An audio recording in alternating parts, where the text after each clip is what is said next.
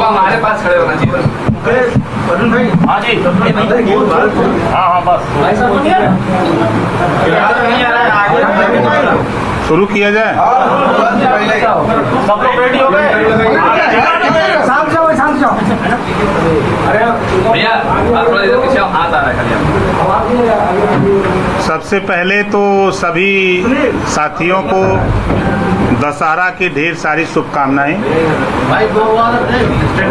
और आपके बीच में जो विलंब से मैं आया हूं, काफ़ी समय से आप लोग इंतज़ार कर रहे हैं।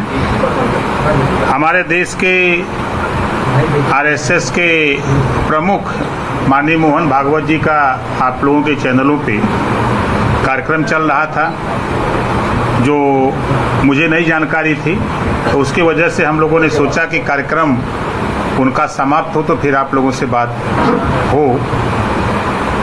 तो आज आप लोगों को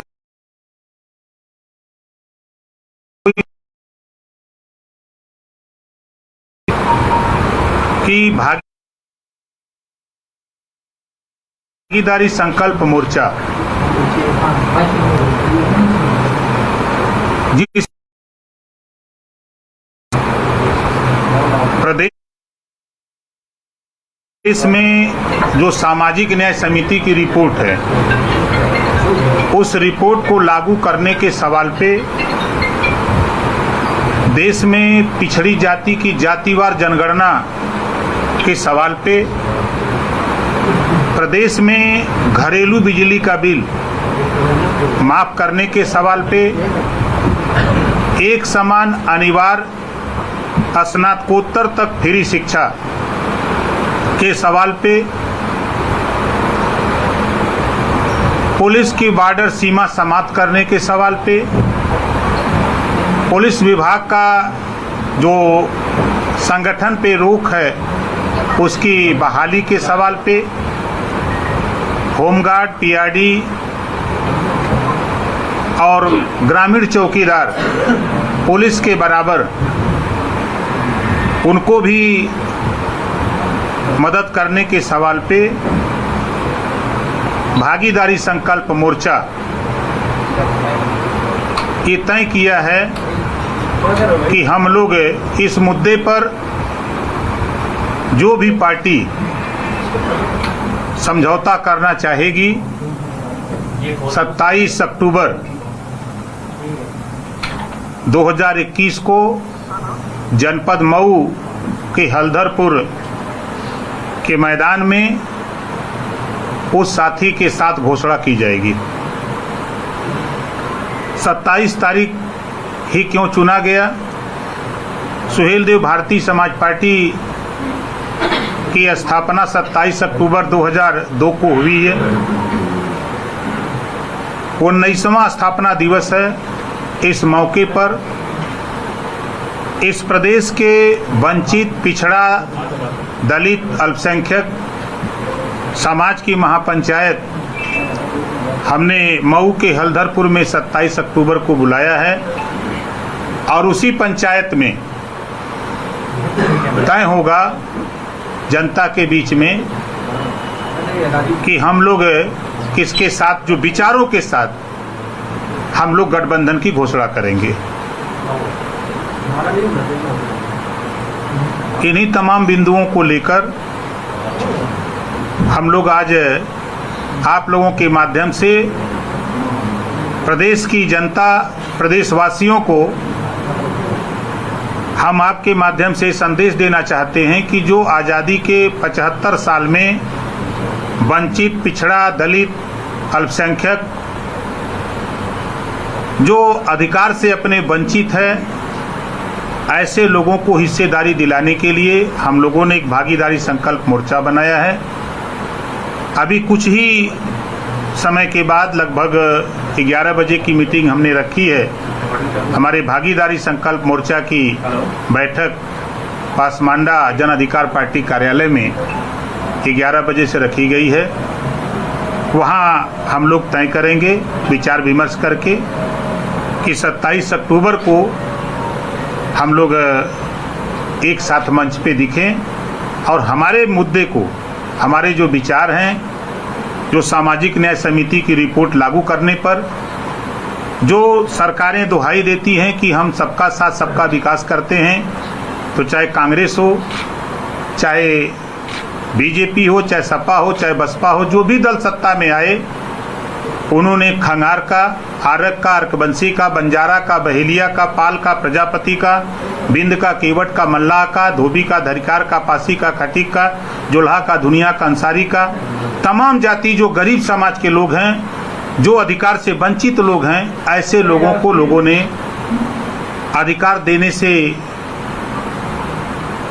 पीछे छोड़ दिया है। ऐसे लोगों को हम संगठित करके 2022 में हम लोग उत्तर प्रदेश में सरकार बनाने की कवायद में 27 तारीख को एक मंच पे फिर दिखेंगे हम लोग। जो आप लोगों के मन में भ्रांति रही है कि मोर्चा टूट गया, मोर्चा खत्म हो गया, तो हमारे मोर्चे के चाहे माननीय बाबू सिंह कुशवाहा जी हों, चाहे प्रेमचंद प्रजापति जी हों, चाहे बाबूराम पाल हों, चाहे रामसागर बिंद हों, चाहे किशोर पटेल हों, जितने लोग हैं सभी लोग, अभी हम लोग अलग अलग अपनी अपनी पार्टी का कार्यक्रम चला रहे थे। अब हम लोग ज्वाइंट कार्यक्रम 27 अक्टूबर से भी शुरू करेंगे। बीजेपी के साथ आप जा सकते हैं या जो आपका स्टैंड है कि बीजेपी के साथ किसी सूरत में नहीं जाएंगे, सुसाइडल है, आत्महत्या करना बेहतर है? नहीं, देखिए, मैं सामाजिक न्याय समिति की रिपोर्ट को लेकर एक समान अनिवार्य और फ्री शिक्षा के सवाल पे, घरेलू बिजली बिल माफी के सवाल पे, उत्तर प्रदेश में पूर्ण शराबबंदी के सवाल पे, जैसा कि माननीय मोहन भागवत जी भी नशा के सवाल पे बार बार आवाज भी करते हैं लेकिन सरकारें नहीं मानती हैं। इन सब मुद्दों को लेकर के मैं भारतीय जनता पार्टी के पास गया था, क्योंकि ये समाज के हित की बात है, मेरी व्यक्तिगत सवाल नहीं है। सामाजिक न्याय समिति की रिपोर्ट लागू हो जाए, जो रिपोर्ट तैयार है 2 साल 10 महीने से, आप देख रहे हैं कि वो रद्दी की टोकरी में पड़ी है। उसी को लेकर के मैंने मंत्री पद छोड़ दिया कि आप इसको लागू कर दो, ताकि नाई का, गोड़ का, पाल का, लोहार का, पासवान का, दुसाद का, धोबी का बेटा, बिंद का, केवट का, मल्लाह का, खंगार का, यारक का, अर्कबंसी का, बंजारा का, बहेलिया का बेटा, बारी का, बियार का, रजवार का बेटा, वो भी पुलिस में दरोगा बने, सिपाही बने, बाबू बने, लेखपाल बने, उसको भी अधिकार मिले जो 27% रिजर्वेशन है। लेकिन उसका लाभ हमने बड़ी कोशिश किया, जब हमारी बात को नहीं माना तो हमने छोड़ दिया। इस बात को यदि जो भी पार्टी मानने को तैयार हो, हम उसके साथ जाने को तैयार हैं। बीजेपी के साथ भी जा सकते हैं? बीजेपी अगर इसकी घोषणा करे तो हम उसके साथ भी जा सकते हैं।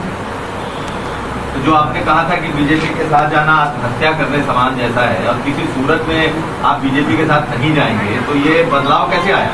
देखिए, समाज हित में ओम प्रकाश राजभर की लड़ाई, इस प्रदेश में जो वंचित, पिछड़ा, दलित, अल्पसंख्यक है, उसके अधिकार के लिए जो भी पार्टी तैयार हो, हम उसके साथ जाने के लिए तैयार हैं। आपने कहा था राजभर जी कि आप चाहते हैं कि अखिलेश और शिवपाल चाचा भतीजा एक हो जाएं, जब मेरी आपसे बात हुई थी, तो उसके बाद अभी अलग अलग रथ दोनों चला रहे हैं, तो लगता है कुछ होगा? कि राजनीति में संभावनाएं व्याप्त रहती हैं, यही बात शिवपाल भी कह रहे हैं, शिवपाल भी कह रहे हैं, तो कहा नहीं जा सकता कि क्या होगा। राजनीति में हमने देखा कि 2 धुरी थे, मुलायम सिंह जी और मायावती जी। कभी कोई उम्मीद नहीं किया था स्वप्न में भी कि ये दोनों एक हो जाएंगे, लेकिन दोनों को हमने एक मंच पे देखा। क्या ओवैसी आए? तो ये ओवैसी के साथ आपकी बातचीत हो गई है कि अगर आप बीजेपी के साथ भी जा सकते हैं तो उनका रुख क्या होगा? देखिए, हम लोगों की बैठक अभी थोड़ी देर बाद 11 बजे हम लोगों ने बैठक रखा है। जो समाज हित की बात है, मैं फिर कह रहा हूँ, सामाजिक न्याय समिति की रिपोर्ट लागू करने के सवाल पे, एक समान अनिवार्य और फ्री शिक्षा स्नातकोत्तर तक के सवाल पे, घरेलू बिजली बिल माफी के सवाल पे, उत्तर प्रदेश में पूर्ण शराबबंदी के सवाल पे, जो पुलिस विभाग में जो बॉर्डर सीमा है उसको समाप्त करने के सवाल पे, और पुलिस को 8 घंटे ड्यूटी और साप्ताहिक छुट्टी के सवाल पे, होमगार्ड हो, ग्रामीण चौकीदार हो, पीआरडी हो, पुलिस के समान उनको भी सुविधा देने के सवाल पे जो भी पार्टी समझौता करना चाहे तो हमारा मोर्चा समझौता करने के लिए तैयार है। नहीं, आप ओवैसी के साथ पहले नजर आए, उसके बाद बीच में आप ओवैसी से दूर हो गए, क्या रहेंगे भविष्य में कि नहीं रहेंगे? अभी आपने देखा कि अभी आप ही लोगों के ने खबर चलाई कि अभी शिवपाल जी के आवास पे सब लोग एक साथ बैठे थे। तो ऐसा नहीं, हम लोग अंदर अंदर अपना काम कर रहे हैं। 27 तारीख को आपको दिखेगा सारा खेल। अच्छा, 27 तारीख को दिखेगा। आप कह रहे हैं कि बीजेपी के साथ भी जा सकते हैं, शायद ओवैसी इसके लिए राजी नहीं। यही वजह तो नहीं है कि अभी अलग अलग धड़े बटे हुए हैं? नहीं नहीं, ऐसा कोई नहीं है। हम लोगों ने पिछले महीने ये तय किया कि हम लोग एक जगह जुटते हैं तो समय नुकसान होता है, और समय अपने अपने समाज को, जो जिसकी लड़ाई लड़ रहा है, उसको सही बात बताने का मौका नहीं मिलता है।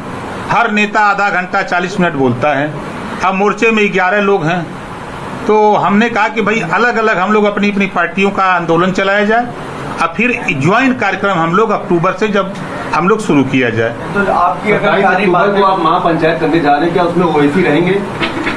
अभी थोड़ी देर बाद तय हो जाएगा कौन कौन रहेगा, वो 27 को आपको दिखेगा भी। आपकी बातें अगर भाजपा मान जाती है, क्या भाजपा से जाएगी कि पूरा दल चला जाएगा, भागीदारी संकल्प मोर्चा पूरा? देखिए, हमारा जो प्रयास है, जो लड़ाई भागीदारी संकल्प मोर्चा के हमारे घटक दल लड़ रहे हैं, कि जितनी जिसकी संख्या भारी उसकी उतनी हिस्सेदारी। इस सवाल पे हम सब लोग एक हैं। इसके लिए जो भी पार्टी तैयार है, हम उसके साथ जाने को तैयार हैं। समाजवादी पार्टी के साथ भी चले जाएंगे, जा सकते हैं। अगर वो इस बात को करने के लिए तैयार हो तो उनके साथ भी जा सकते हैं। कोई बात अगर भाजपा साथ बात बनती है और आप जाते हैं तो फिर ओवैसी आपके साथ रहेंगे क्या? अब वो समय होगा तो बताएंगे। संशय है नहीं, संशय की बात नहीं। देखिए, समाज हित में जो भी कदम उठाया जा रहा है, आज बार बार ओवैसी जी की चर्चा दिमाग में है। कोई पार्टी बता दीजिए जिस पार्टी में मुसलमान नेता न हो, एक सिंगल पार्टी का नाम बता दीजिए। कोई एक पार्टी का नाम बता दीजिए जिसमें मुस्लिम लीडर न हो। वो अपने हक की बात कर रहे हैं, हम भी अपने हक की बात कर रहे हैं। सभी लोग जो पार्टी मोर्चे में, सभी लोग कह रहे हैं कि जो वंचित पिछड़ा दलित अल्पसंख्यक है उसको हिस्सेदारी मिले, तो इसमें कौन सी बड़ी बात है? बीजेपी आपसे कोई बात हुई है? कोई हमारी किसी से कोई बात नहीं है। हम आज लखनऊ आए हैं, अब बात 3-4 दिन में करेंगे सबसे। नहीं, ऐसा कुछ नहीं है। अभी मैं फिर कह रहा हूँ कि अभी मैं आज रात को आया हूँ, आज आप लोगों के सामने ये बात इस नाते रख रहा हूँ ताकि सबके यहाँ मैसेज चला जाए कि ओम प्रकाश राजभर लखनऊ आ गए हैं।